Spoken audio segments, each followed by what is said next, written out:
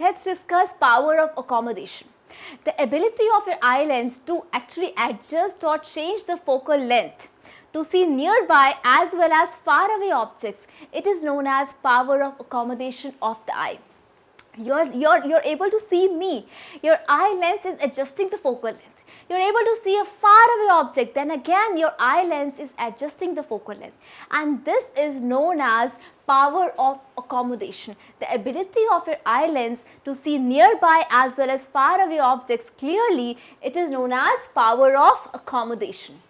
Then your eyes have light and dark adaptation.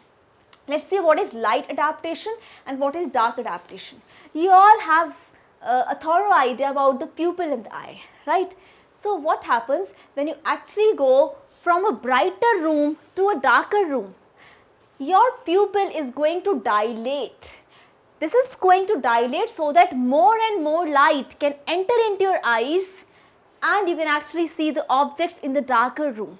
So it is known as light adaptation. It is known as light adaptation, and for this rhodopsin pigment is responsible, right?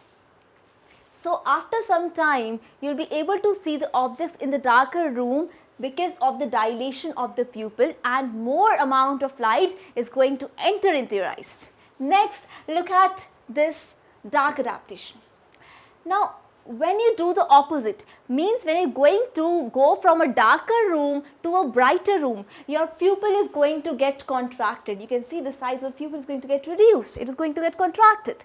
Now this contraction is for the protection of your eyes, so that less light is going to enter into your eyes, and this is going to prevent any sort of damage to the eyes, because if brighter light is going to enter directly into the eyes, then this can cause damage to the sensitive organ, that is your eye, right? So this is light and dark adaptation. Then we have stereoscopic vision.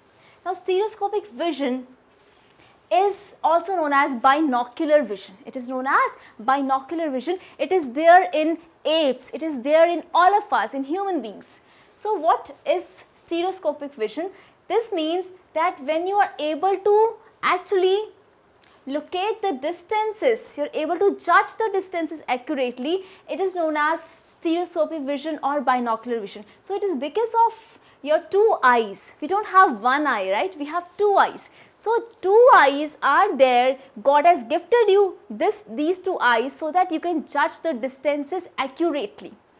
And this type of vision is known as stereoscopic vision or binocular vision, right? So when you will see the object from all the angles and a three-dimensional image is formed by the brain, then in this way you can actually measure or you can say locate the distance accurately. So what you can do, just close one of your eye and just look at the object, and then open another eye and then look at the object. You will see that there is change in the distance. There is change in the location, but when you see the object with both the eyes open, then you will actually make out the accurate distance. You can actually locate the accurate distance. So this type of vision, by which your two eyes are able to locate the distance of the object accurately, this type of vision is known as stereoscopic vision or binocular vision.